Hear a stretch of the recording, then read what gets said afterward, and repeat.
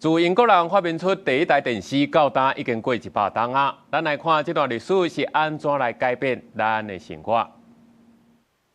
100年前的1月2日，英国发明家贝尼迪向世界展示第一只电视机 televisor。上早影像就是捌倒去红仔真无清楚的面膜啊，不过人类传播的革命自安尼开始。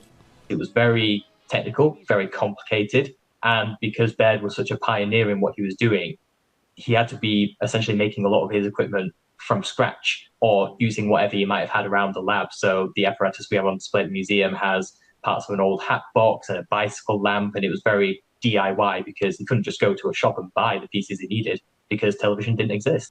贝尼迪电视的原型是机械式系统。1936年，英国广播公司 BBC 伫英国推出全球第一个定期放送的电视服务。而前雷达军事科技的突破，大大提升电视信号传输的距离。现在真正互电视拖入去家庭的关键，是1953年英国女王伊丽莎白二世的加冕典礼。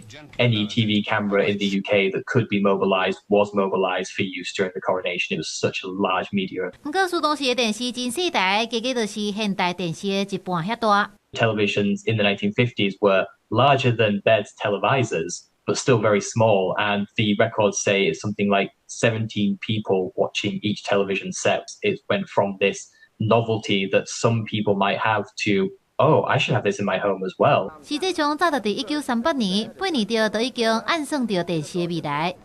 It is now 12 years ago since I produced the first little flickering television image.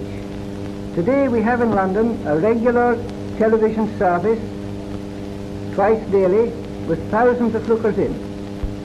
Television has grown from a scientific novelty to a commercial service. 博物馆的展览规划人指出，贝尼迪也捌试着把电视信号录落来，伊试了后经过解密，才证实这个方法会用之。That was of course purely experimental, but who can foretell the future?